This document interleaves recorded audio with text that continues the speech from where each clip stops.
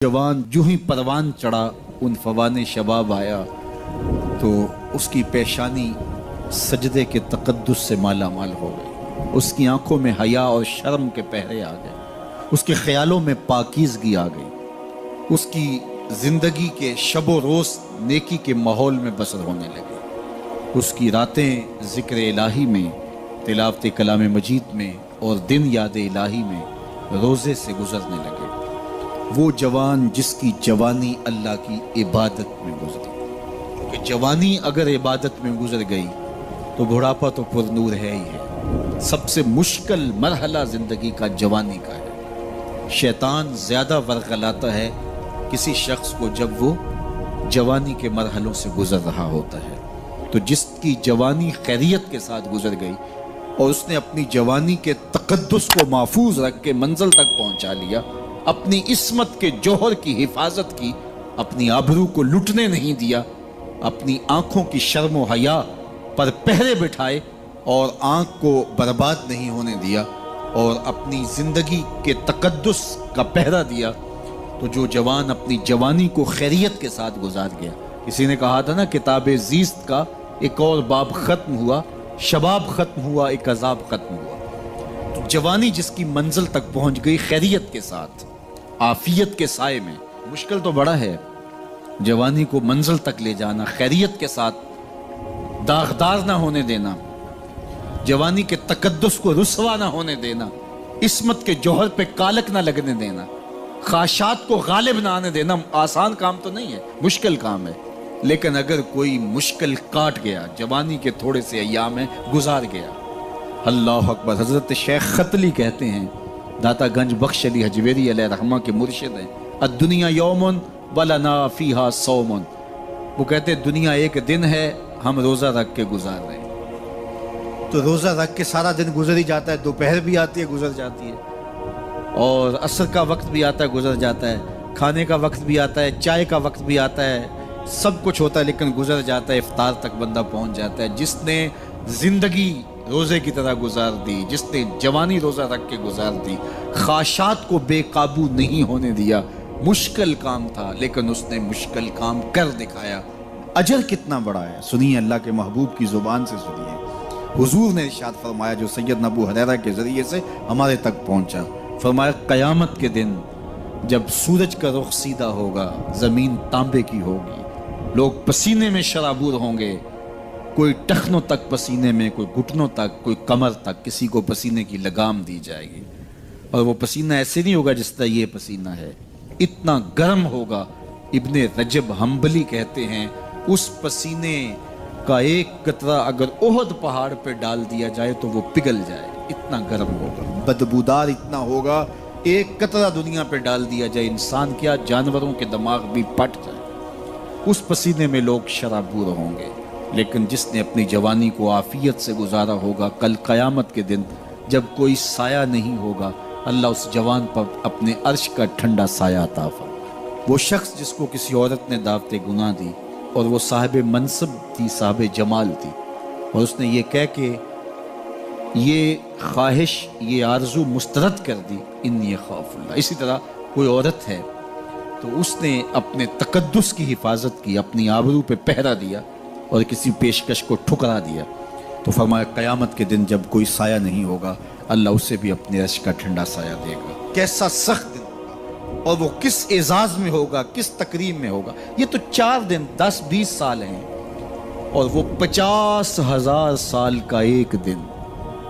फिर उसको अल्लाह का शुक्र अदा करना होगा कि अल्लाह तूने कितना करम किया मेरे ऊपर कि मेरी जवानी खैरियत और आफियत से गुजरी, और आज उसका तो कितना बेहतर सिला मुझको दे दे। आज अल्लाह ने मुझे और आपको फुर्सत दी है। ये उठते हुए जनाजे, ये फैली हुई कब्रें, ये हमसे बिछड़ते हुए लोग, ये हमारे लिए एक पैगाम है, एक मैसेज है हमारे नाम, ये हमारे लिए इबरत है।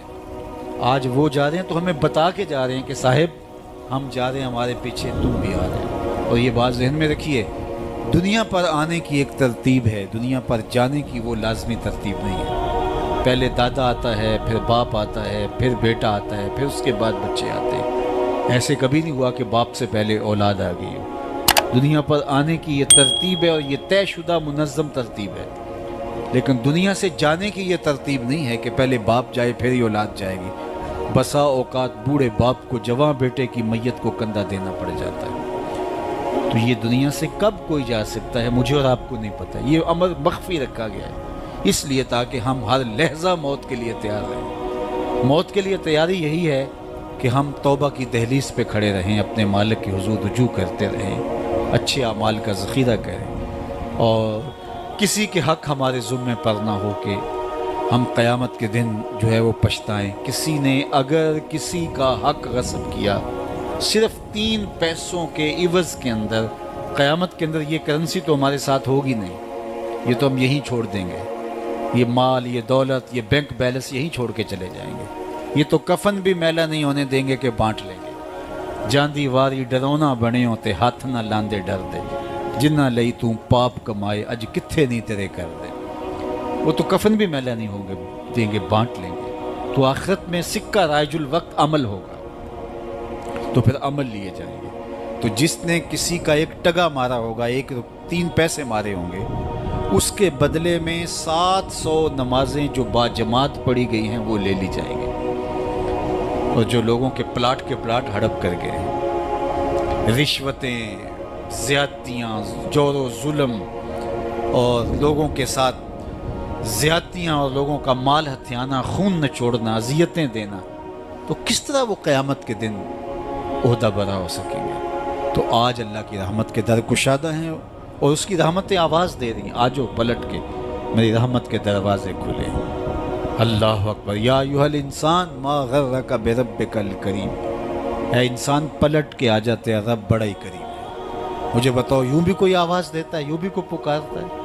بھاگے ہوئے مجرم کا تعاقب کیا جاتا ہے، کبھی یوں بھی پیار سے اس کو بلایا جاتا ہے، لیکن 70 ماؤں سے زیادہ پیار کرنے والا رب پکار کے کہہ رہا ہے، او بھاگنے والے آجا پلٹ کے، تیرے رب کا دروازہ کھلا ہوا ہے۔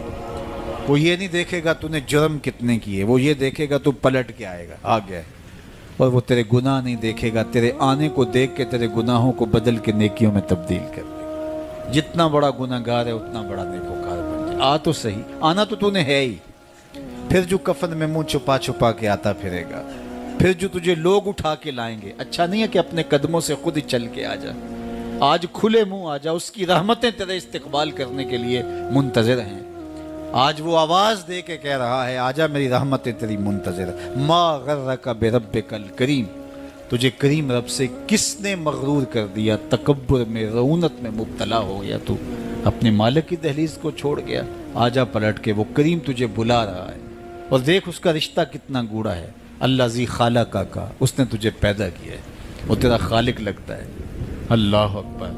یعنی وہ تجھے بلا رہا ہے جس کا تیرا رشتہ اتنا گہرا ہے کہ وہ تیرا خالق لگتا ہے۔ ماں کو جو اولاد سے پیار ہے، دنیا کے کسی ترازو پہ وہ پیار تولا جا سکتا ہے؟ ماں کی محبت کا کہیں وزن ہو سکتا ہے؟ آج کل یہ آپ کے بھی تھوڑا سا آگے گزریں تو اتنے بڑے ترازو گاڑ دیے گئے ہیں جہاں پورا کنٹینر تول لیا جاتا ہے۔ تو میں دوستوں کو کہتا ہوں کہ آج اتنے بڑے بڑے ترازو ایجاد ہو گئے ہیں کہ جہاں کنٹینر توڑ لیے جاتے ہیں، پہاڑ توڑ لیے جاتے ہیں آج جدید دنیا کے اندر، لیکن کوئی ترازو ایسا آج تک ایجاد نہیں ہوا جس پر ماں کے پیار کو بھی تولا جا سکے۔ اس کے سینے میں جو تڑپتی ہوئی ممتا رکھی گئی ہے، محبت کا جو جہاں آباد کر دیا گیا، الفتوں کی ایک کائنات ماں کے سینے میں رکھ دی گئی ہے، اس کا نعم البدل کیا بدل بھی موجود نہیں ہے۔ ماں جب بولتی ہے تو اس کے لہجے میں جبریل بولتا ہے، ماں جب مسکراتی ہے تو لگتا ہے جنت کی ساری کلیاں کھل اٹھی ہیں۔ وہ سینے میں درد، وہ درک، وہ محبت، وہ کائنات، وہ انوکھا پیار جو اولاد کے لیے رکھتی ہے، یہ اتنا پیار ماں کے سینے میں پیدا کیسے ہوا؟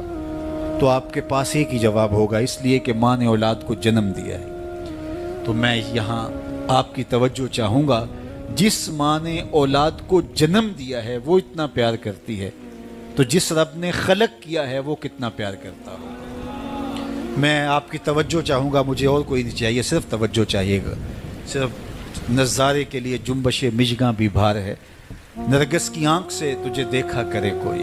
تو میری آرزو یہ ہے کہ آپ کی تمام تر توجہ میری جانب مبذول ہوں تھوڑے وقت میں۔ جس شدت کی گرمی میں آپ بیٹھے ہیں مجھے اس کا احساس ہے، تو میں چاہوں گا کہ چند باتیں آپ تک پہنچ جائے۔ تو جو ماں اتنا پیار کرتی ہے وہ اس لیے کہ ماں نے جنم دیا ہے، تو جس نے جنم دیا ہے وہ اتنا پیار کرتی ہے، تو جس رب نے خلق کیا ہے وہ کتنا پیار کرتا ہے۔ تو ماں کی دہلیز چھوڑ کے بیٹا بھاگ جائے تو ماں آواز دیتی نا، پتر کہاں بھاگ رہا ہے، آجا پلٹ کے، اتنی ٹھنڈی چھاؤں کہیں نہیں ملے گی، اتنا پیار تجھے کہیں سے نہیں مل سکتا، آجا پلٹ کے۔ مائیں تو مائیں ہوتی ہیں، اور اولاد کے لیے ان کے سینے میں جو تڑپتی ہوئی ممتا ہوتی ہے، اور پیار کا جو ایک آباد جہاں ہوتا ہے، وہ ایک الگ ہی کائنات ہے، وہ ایک الگ ہی جہاں ہے۔ وہ کہتے ہیں نا کہ کسی نے کہا کہ میں تو تیرے سے تب راضی ہوں گی کہ تو اپنی ماں کا کلیجہ نکال کے لائے گا، تو وہ بدمست عاشق اپنی ماں کی آرزو، اپنی محبوبہ کی آرزو کو پورا کرنے کے لیے اس عمل سے بھی گزر گیا، اور ماں کا کلیجہ چیرا اور تشتری میں رکھ کے اپنی محبوبہ کے لیے اس کا کلیجہ لا رہا تھا، تو راستے میں ٹھوکر لگی تو ماں کے کلیجے سے آواز آئی کہ پتر سٹ نہیں لگی۔ یہ ماں کے پیار کا روپ ہے، یہ ماں کی محبت کے بکھرے ہوئے رنگ ہیں، یہ چھلکتا ہوا اجالا اور نور اور روشنی ہے۔ ماں اتنا پیار کرتی ہے، اللہ اکبر۔ تو ماں کو اتنا پیار اس لیے ہے کہ اس نے جنم دیا، اور رب نے تو خلق کیا دست قدرت سے۔ تو ماں کی دہلیز چھوڑ کے بچہ بھاگ جائے تو ماں کہتی ہے پتر آجا واپس پلٹ کے، اور جب بیٹا پلٹ کے آتا ہے تو ماں سب بھول جاتی ہے کہ اس نے کیا کیا تھا۔ تو جو 70 ماؤں سے زیادہ پیار کرتا ہے اس کی بھی آوازیں آ رہی ہیں، لا تقنطوا من رحمت اللہ، آجا پلٹ کے میری رحمت سے نا امید نہ ہونا۔ میں یہ نہیں دیکھوں گا تو مجرم کتنا بڑا ہے، میں یہ دیکھوں گا تو میری دہلیز سے پلٹ کے آ گیا ہے۔ تو اس کی رحمتیں بندے کو پکار رہی۔ تو یہ اٹھتے ہوئے جنازے، یہ پھیلی ہوئی قبریں، اور یہ ہم سے بچھڑتے ہوئے ہمارے احباب، دوست، بھائی، عزیز، یہ ہمیں بتاتے ہیں کہ میاں اس زندگی سے، زندگی کا متعین سفر کاٹ کر کے تم بالآخر اللہ کے حضور پلٹ کے آنے والے ہو۔ اخروی زندگی کے لیے اچھے اعمال کا ذخیرہ جمع کرو اور اپنی آخرت کی تیاری کرو، چونکہ موت جب آ جاتی ہے تو ایک لمحے کا بھی تقدم و تاخر نہیں ہوتا۔ موت ایک کٹل طے شدہ امر واقعی اور حقیقت واقعہ ہے، بہر صورت اس نے آ کے رہنا ہے، بلکہ اللہ تعالیٰ جل شانہ نے اس کو اچانک رکھ کر کے ہمیں ہر وقت مستعد اور فعال رہنے کی ترغیب دی کہ تاکہ ہم ہر لحظہ، ہر ساتھ اپنے آپ کو آمادہ رکھیں، کسی وقت بھی بلاوا آ سکتا ہے اور ہم موت کی اس گاڑی میں سوار ہو سکتے ہیں۔ اللہ اکبر۔ تو آئیے میں اور آپ اللہ کی بارگاہ میں دعا بھی کرتے ہیں اور اپنی زندگی کو بہتر بنانے کی منصوبہ بندی بھی کرتے ہیں۔ جب لوگ ہم سے جدا ہوتے ہیں تو ہمیں عبرت ہوتی ہے کہ ہم بھی جا رہے ہیں۔ حضرت یعقوب علیہ السلام نے حضرت اسرائیل سے عہد لے رکھا تھا کہ میری روح قبض کرنے کے لیے اچانک نہیں آنا، پہلے کوئی قاصد بھیج دینا تاکہ میں موت کی تیاری کر لوں۔ انبیاء تو تیاری ہوتے ہیں، کچھ چیزیں تعلیم امت کے لیے ہوتی۔ تو کہا کہ جی میرا وعدہ رہا۔ تو ایک عرصے کے بعد حضرت اسرائیل حاضر خدمت ہوئے اور کہا کہ حضور میں قبض روح کے لیے آیا ہوں۔ فرمایا تم نے تو وعدہ کیا تھا اچانک نہیں آؤں گا، تم اچانک آ گئے، کوئی قاصد نہیں بھیجا۔ تو کہا حضرت میں نے تو قاصد بھیجے تھے۔ فرمایا میرے پاس تو ایک بھی نہیں آیا۔ عرض کی حضور آپ کے سامنے کتنے لوگوں کی موت واقع ہوئی، یہ میرا قاصد نہیں تھا تو اور کیا تھا۔ آپ کی داڑھی میں سفید بال آ گئے، یہ میرا قاصد نہیں تھا تو اور کیا تھا۔ جب کمر میں خم آنے لگے، جب اعضاء مدمحل ہونے لگے، جب چلتے ہوئے ٹھوکنے لگے، جب زبان میں لکنت آنے لگے، جب یادداشت کھونے لگے، جب بالوں میں چاندی اترنے لگے، جب انسان کے اعضاء جواب دینے لگے، تو سمجھو یہ پیغام موت آ گیا ہے۔ اللہ اکبر۔ حضرت عمر رضی اللہ تعالیٰ عنہ دربار میں بیٹھے تھے تو ایک صاحب آیا اور اس نے کہا کہ یا عمر لا تنسا موتک، عمر اپنی موت کو نہیں بھولنا۔ اور یوں کانپنے لگے حضرت عمر جیسے بیت کی شاخ کانپتی ہے، اور اسے کہا کہ روز آ کے مجھے تذکیر کر جایا کر۔ وہ روز آتا ہے، بھرے دربار میں کھڑا ہو کے کہتا ہے عمر اپنی موت کو نہیں بھولنا۔ ایک دن آیا، آپ نے اس کو کہا میاں آج کے بعد نہیں آنا۔ کوئی اور شخص آنے لگا، فرمایا نہیں۔ تذکیر موت کی ضرورت نہیں رہی، فرمایا نہیں۔ مجھ سے کوئی گستاخی ہوگی، فرمایا نہیں۔ تو پھر مجھے چھٹی کیوں دی جا رہی ہے؟ تو حضرت عمر روئے اور یوں داڑھی پہ ہاتھ رکھا اور ایک بال الگ کر کے کہا یہ دیکھ میری داڑھی میں سفید بال آ گیا، اب یہ مجھے چین سے نہیں بیٹھنے دے گا۔ ہماری تو پوری داڑھی بھی سفید ہو جائے نا. میاں صاحب نے کہا ہڈیاں کھڑکن ہڈیاں کمبن گوڈے کھڑکن تے اڑ گیا لک تیرا. اجے بھی بدیوں باز نہ آئیں جیو مرد دلیرا. فما اصبرہم علی النار. اللہ قرآن میں فرماتا ہے کتنا حوصلہ ہے لوگوں کا آگ پر. کتنی ڈٹائی کے ساتھ کہہ دیتے ہیں یہ جہاں مٹھا گلا کس نے ڈٹھا. قبرستانوں میں جا کے دیکھو کس نے دیکھا ہے آخر والا جہاں. حضرت سیدنا غوث اعظم الشیخ عبد القادر الجیلانی علیہ رحمہ و رضوان فرماتے جاؤ قبرستانوں میں جا کر دیکھو کیسے کیسے حسینوں کی مٹی خراب ہو رہی ہے. جو بدن پہ چٹکی مٹی نہیں پڑنے دیتے تھے آج ان کے کفن بھی تار تار ہو گئے. خیر کنے فلاں و غنیمت شمار عمر زاں بیشتر کے بانگ برائت کے فلاں نماز. تو نے بھی چلے جانا ہے یہاں بیٹھ نہیں رہنا. یہ اٹھتے ہوئے جنازے تجھے عبرت دیتے ہیں. یہ پھیلی ہوئی قبریں تمہیں بتاتی ہیں کہ میاں تم بھی اسی مٹی کا رزق بننے والے ہو. تم ہی یہی چادر اوڑھ کے سونے والے ہو. تم دو لباس کے دو کپڑوں کے اندر دو سفید چادروں کے اندر ملبو. کہاں گئی وہ پوشاکیں, کہاں گئے وہ برانڈ, کہاں گئے وہ تمہارے قیمتی بیڈ, اور کہاں گئے اے سی لگے ماحول سے آراستہ کمرے. امیر ہے یا غریب ہے وہ 2 گز زمین اور وہی مٹی کا اوڑھنا, مٹی کا بچھونا, وہی 2 گز کفن, وہی کل کائنات. اور وہاں جو کیے ہوئے عمل ہیں وہی سکہ رائج الوقت ہوگا. تو قبل اس سے کہ وہ وقت آ جائے اور پھر ہاتھ ملے.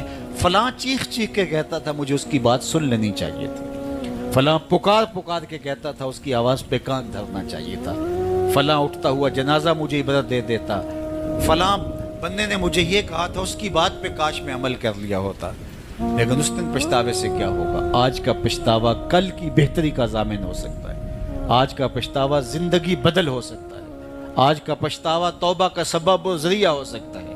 آج کا پچھتاوا دل کے میل اتار سکتا ہے. اور کل کا پچھتاوا سوائے حسرت بڑھانے کے, سوائے دکھ بڑھانے کے, سوائے تکلیف میں اضافے کے اور کچھ نہیں ہوگا. اس لیے میں اور آپ اپنی زندگی کی منصوبہ بندی کریں. مجھے پتہ ہے میں کہاں کھڑا ہوں اور آپ کو بھی پتہ ہے کہ ہم کہاں کھڑے ہیں. آپ مجھے اچھا سمجھتے ہیں, یہ آپ کی مہربانی, لیکن مجھے تو پتہ ہے کہ اچھا ہوں یا نہیں.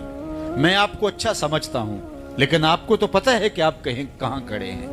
اس لیے اپنے ضمیر میں جھانک کر کے دیکھیے, اپنے من میں اتر کر کے دیکھیے, اپنا محاسبہ کیجئے, اپنے اعمال کا تجزیہ کیجئے. جو نیکیاں کی ہیں اور جو برائیاں کی ہیں ان کا اندازہ کیجئے. جو برائیاں کی ہیں وہ تو کنفرم برائیاں ہیں, اور جو نیکیاں کی ہیں ذرا دیکھیے وہ نیکیاں ہیں یا ریا کے لیے کی ہیں, دکھلاوے کے لیے کی ہیں. نیکیاں کسی کو دکھلانے کے لیے کی ہیں. کس مقصد کے لیے نیکیاں کی ہیں.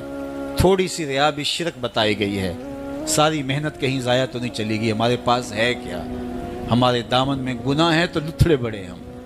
سویر سے لے کر شام تک, چغلی غیبت سے لے کے بدکاریوں تک, نگاہوں کی بدکاریوں سے لے کر کے سوچوں کی بدکاریوں تک ہم کہاں پڑے رہتے ہیں. اور دوسری جانب ہمارے پلے میں نیکیاں کتنی ہیں ہمیں سارا پتہ ہے. ایک تو نامہ اعمال قیامت کے دن تولا جائے گا. ہم خود اپنے ضمیر کی عدالت میں ترازو گاڑ کے تولے. حضرت عمر فرمایا کرتے تھے حاسبو قبل ان تحاسبو, اس سے قبل کہ تمہارا حساب کیا جائے تم اپنا حساب پہلے ہی خود کر لو. کبھی آپ عمرے پہ جاتے ہیں یا بیرون ملک سفر کرتے ہیں تو وہاں سامان باندھ کر کے پہلے تول رہے ہوتے ہیں کہ ایئرپورٹ پہ پریشانی نہ ہو.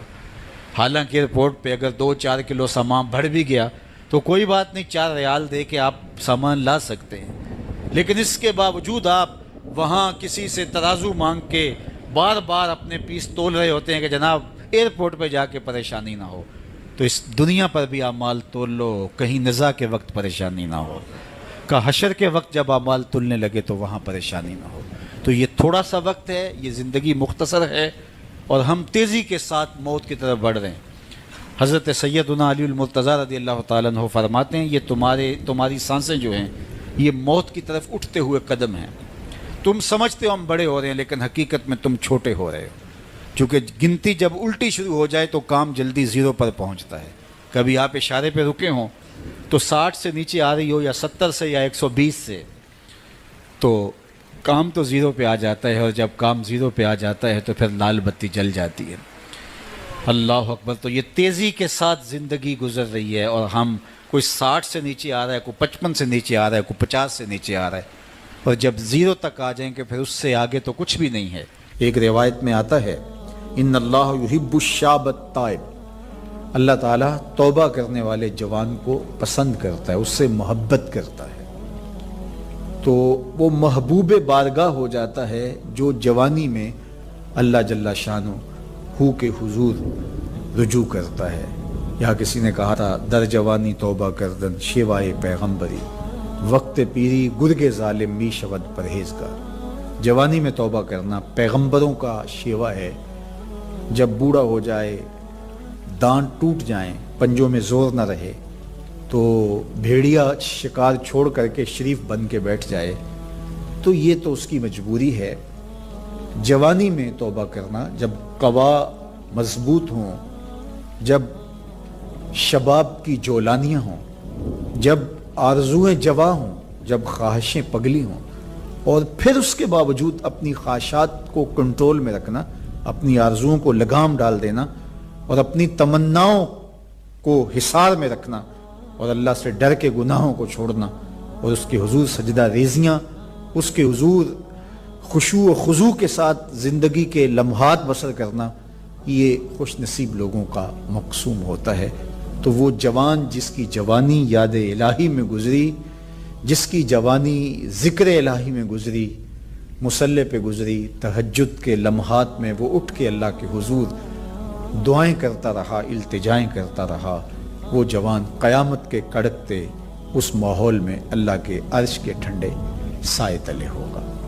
تیسرا شخص جس کو اللہ تعالیٰ قیامت کے دن اپنے عرش کا ٹھنڈا سایہ عطا کرے گا، وَرَجُلٌ قَلْبُهُ مُعَلَّقٌ بِالْمَسَاجِدِ، وہ شخص جس کا دل مسجد کے ساتھ جڑا ہوا ہے، مسجد کے ساتھ لٹکا ہوا ہے، مسجد کی ملازمت، مسجد کی حاضری، مسجد کی صفائی، مسجد کی ستھرائی، مسجد کی پاکیزگی کے لیے کوشش، مسجد کی تعمیر، مسجد کی تزئین اور مسجد کی آبادی کے لیے دن رات کوشاں رہا، ایک نماز کے بعد دوسری نماز کا انتظار کرتا ہے، تو یہ خوش نصیب وہ ہے جس کا دل جڑا ہوا ہے مسجد کے ساتھ۔ ایک جلیل القدر نام آپ نے سنا ہے، اور وہ ہے ربی بن خثیم رضی اللہ تعالیٰ عنہ۔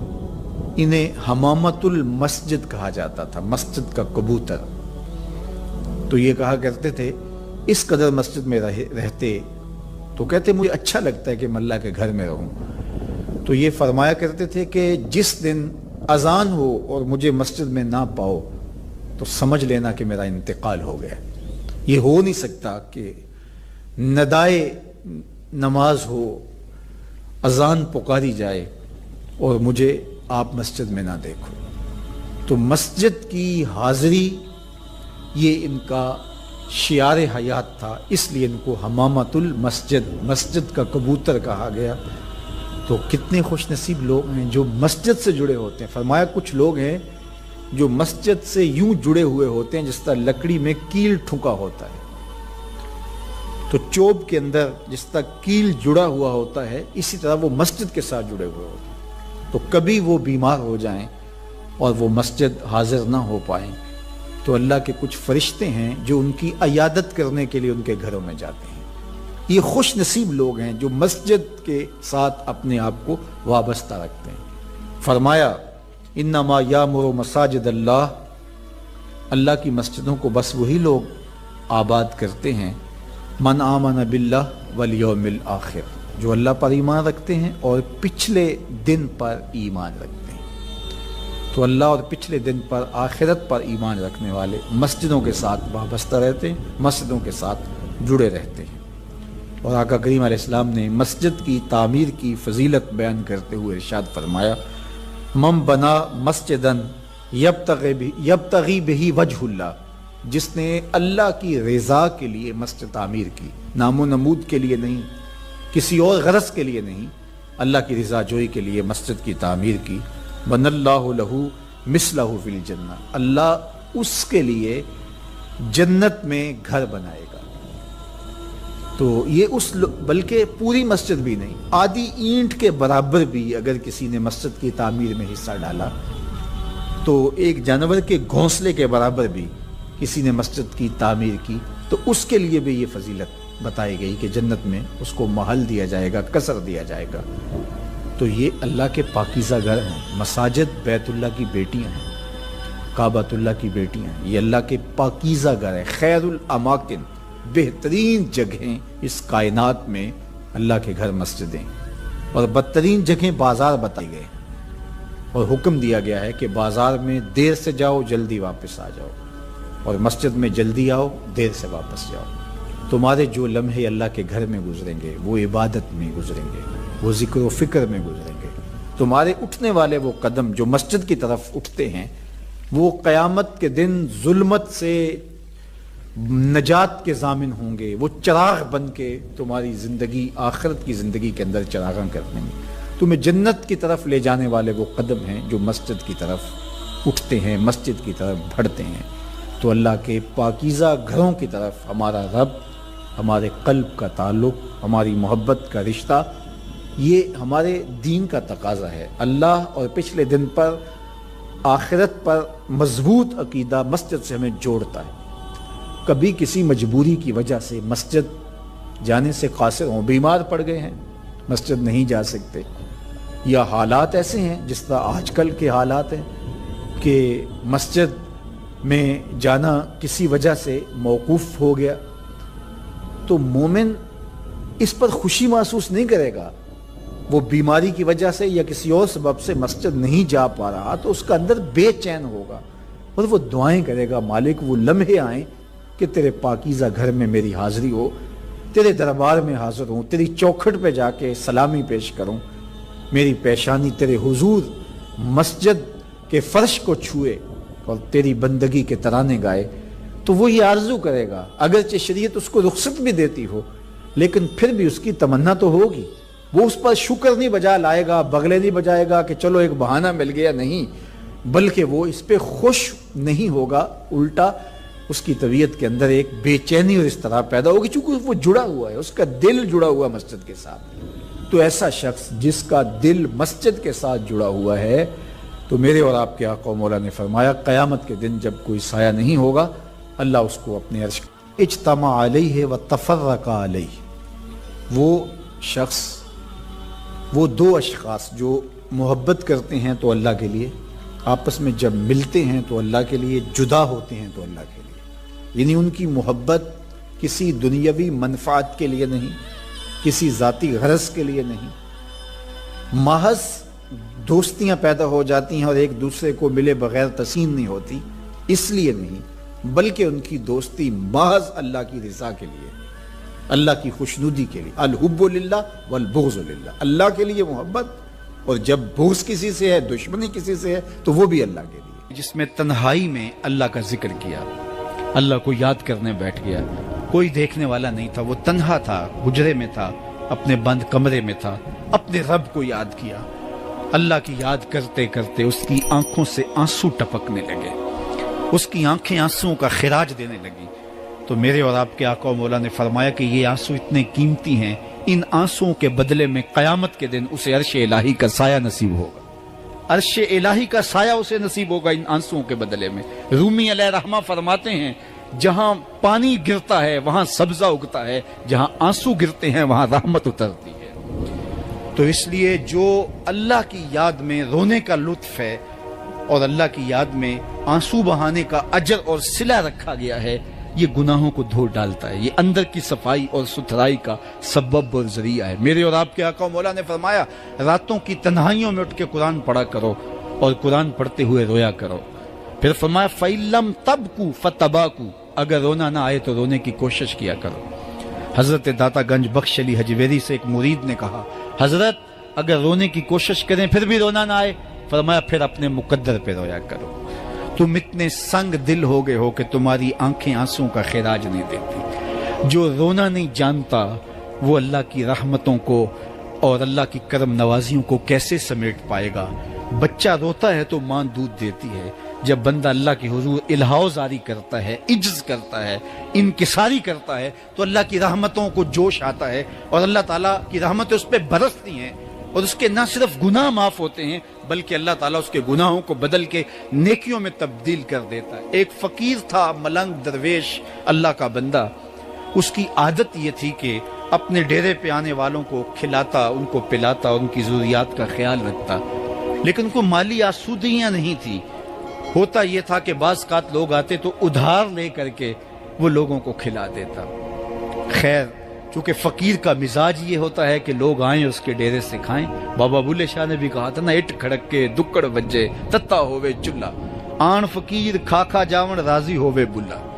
یہ فقیروں کا مزاج ہے، تو جو بھی آتا اس کے ڈیرے سے کھاتا اور وہ ادھار اٹھا اٹھا کے لوگوں کی ضروریات کو پورا کرتے رہتے۔ وقت آخر آ گیا، جن لوگوں نے ادھار دیا تھا وہ سارے تقاضا کرنے آ گئے۔ اب بابا جی کو کیا فکر لاحق ہے کہ یہ میرے مہمان اور میں ان کو کچھ پیش کرنے کی صلاحیت نہیں رکھتا۔ ایک بچہ تھا، وہ کچھ سامان بیچ رہا تھا، پتیسا بیچ رہا تھا یا کوئی اور چیز بیچ رہا تھا۔ اس نے گلی سے گزرتے ہوئے آواز لگائی، خادم کو کہا سے بلا کے لاؤ، کہا تم بیچ رہے ہو تو میرے مہمانوں کو کھلا دو۔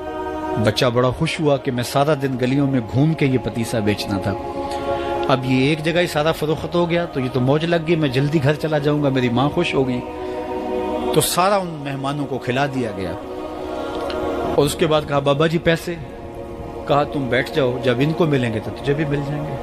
وہ بیٹھ گیا، 2 4 10 منٹ بیٹھا تو بچہ تھا پھر کھڑا ہو گیا، بابا جی پیسے؟ کہا جب ان کو ملیں گے تو تجھے بھی مل جائیں گے۔ پھر آدھا گھنٹہ گزرا تو پھر اس نے کہا بابا جی پیسے؟ میری ماں میرا انتظار کر رہی ہے، ہمارے گھر کا چولہا اسی سے جلتا ہے، میں یہ پیسے لے کر جاؤں گا اور میری ماں کوئی ہنڈیا خریدے گی اور ہم شام کا گھر کا کوئی سلسلہ کریں گے۔ کہا بیٹا جب ان کو ملے گا تو تجھے بھی مل جائے گا۔ بچے نے رونا شروع کر دیا، یتیم بچہ تھا، اس کا سارا آسرا یہی تھا، اس نے رونا شروع کر دیا۔ جب بچہ رویا اللہ کی رحمت کو جوش آیا، کوئی مرید نذرانہ لے کے ان بزرگوں کے پاس آ گیا اور اشرفیوں کی بھری ہوئی تھیلی پیش کی۔ وہ اتنے پیسے تھے کہ اس بچے کو بھی دیے، جتنے لوگ آئے تھے سب کا قرض چکایا، کہا جاؤ گھروں کو۔ تو سب نے کہا بابا جی ہم صبح سے بیٹھے ہوئے تھے تو یہ نذرانہ دینے والا صبح سے نہیں آیا تو اب کیسے آ گیا؟ کہا صبح سے تمہارے اندر کوئی رونے والا نہیں تھا، ایک رونے والا آیا تو باقیوں کا بھی کام بن گیا۔ بعض اوقات کسی ایک شخص کی وجہ سے باقیوں کی خطائیں بھی معاف ہوتی ہیں۔ آج ہم اجتماعی طور پہ تا حد نظر اندر باہر اوپر نیچے اتنے لوگوں کے ہجوم میں اللہ کی بارگاہ سے یہ توقع رکھتے ہیں کہ مالک کتنے ہجوم میں کوئی ایک تو ہوگا جو تیرا لاڈلا ہوگا، کوئی ایک تو ہوگا جو تیرا بہت قریبی ہوگا، کوئی ایک تو ہوگا جس پہ تیری رحمتیں برسیں گی۔ تو مالک اس کے صدقے سے ہماری خطائیں بھی معاف کر دے، ہمارے گناہ بھی معاف کر دے۔ کوئی ایک رونے والی آنکھ مل گئی تو باقیوں کا بھی کام بن جائے گا۔ اٹھ فریدا ستیا تے میلہ ویکھن جا، وت کوئی بخشیا مل جاوے تے توں ہی بخشیا جا۔ میرے مالک ہم سب کی خطائیں معاف کر دے، ہم سب سے درگزر فرما اور ہم سب کے باطن کو ستھرائیاں دے دے، ہمارے اندر کو پاکیزگیاں دے دے۔ بہت وقت میں نے اور آپ نے صاحب گزار لیا، تیزی کے ساتھ زندگی بیت رہی ہے۔ میں اگر اپنے آپ کو دیکھوں تو میری زندگی کتنی بہاریں کاٹ چکی ہے۔ اگر آپ اپنے آپ کو دیکھیں، کوئی 60 سال، کوئی 20 سال، کوئی 25 سال، زندگی تیزی کے ساتھ گزر رہی ہے۔ بندہ جب سوچتا ہے کہ میں 40 سال کا ہو گیا ہوں تو آگے میری زندگی کے اگر 30 سال بھی ہیں تو 30 سال تو کافی ہیں، لیکن وہ پیچھے اگر پلٹ کے دیکھے تو 40 سال یوں گزر گئے جس طرح چٹکی بجائی جاتی ہے۔ جب چٹکی بجانے کے وقت میں 40 سال گزر گئے محسوس ہوتے ہیں تو جو باقی 30 سال اگر ہوئے بھی وہ تو گمان ہے میرا، وہ تو گمان ہے آپ کا، ہمیں تو ایک سانس کا بھی نہیں پتا۔ پوچھا گیا زندگی اور موت کے بارے میں کیا خیال ہے؟ کہا فجر پڑی ہے، پتہ نہیں ظہر پڑھ سکیں گے یا کہ نہیں۔ کہا اتنی لمبی امیدیں لگائے بیٹھے ہو، کہا ظہر پڑی ہے، پتہ نہیں عصر پڑھنے کا موقع نصیب ہوتا ہے کہ نہیں۔ کہا یہ بھی طول عمل ہے۔ ایک بولا عصر پڑی ہے، پتہ نہیں مغرب پڑھ سکیں گے یا کہ نہیں۔ کسی نے کہا ایک رکعت پڑی ہے، پتہ نہیں دوسری رکعت بھی پڑھنا نصیب ہوتی ہے یا نہیں۔ کہا یہ سب تمہارے منہوں کی باتیں ہیں، میں تو کہتا ہوں ایک طرف سلام پھیرا ہے، پتہ نہیں دوسری طرف سلام بھی پھیر سکیں گے یا کہ نہیں۔ کیا موت اتنی قریب نہیں ہے؟ ہم نے اپنی آنکھوں کے سامنے لوگوں کو جدا ہوتے یوں نہیں دیکھا ہے؟ ہم کہتے ہیں اس کی خبر سنا رہے ہو موت کی، یہ تو میں نے ابھی سبزی والی دکان پہ دیکھا تھا، لیکن جب موت آتی ہے تو ایک لمحے کا تقدم اور تاخر نہیں ہوتا. تو صاحب آئیے اپنی زندگی کو اللہ اور اس کے رسول کی راہوں پہ ڈالے. آج وقت ہے, آج موقع ہے, آج توبہ کا دروازہ کھلا ہے, کل سب کچھ نہیں ہوگا. آج اس کی رحمتیں آواز دے رہی ہیں. آج وقت ہے, وقت پر کافی ہے ایک قطرہ بھی آب خوش ہنگام کا. جل گیا جب کھیت برسا می تو پھر کس کام کا. اب آئیے سنیے, اس کائنات کے اندر ہمیں وہ خواتین ملیں گی جو پردے کے پیچھے تھی, لیکن پردے کے سامنے ماں نہیں آئی, عبد القادر جیلانی آئے. ماں پردے کے پیچھے تھی, پردے کے سامنے فرید الدین گنج شکر آئے. ماں پردے کے پیچھے تھی, مہر و ماں نے بھی آنچل نہیں دیکھا, لیکن پردے کے سامنے کربلا میں حسین ابن علی آئے. تو یہ پردے کے سامنے آئے, وہ پردے کے پیچھے تھی. تو جب مائیں پردے کے پیچھے ہوں تو پھر بیٹے جو ہیں وہ پردے کے سامنے آ کے وہ نقش ثبت کرتے ہیں کہ جو لوگوں کے زندگی کے نقوش کو جو ہے وہ اجال دیتے ہیں اور تقدیر بدل دیتے ہیں. تو اس لیے ماؤں کی ذمہ داریاں گھر سنبھالنا ہے.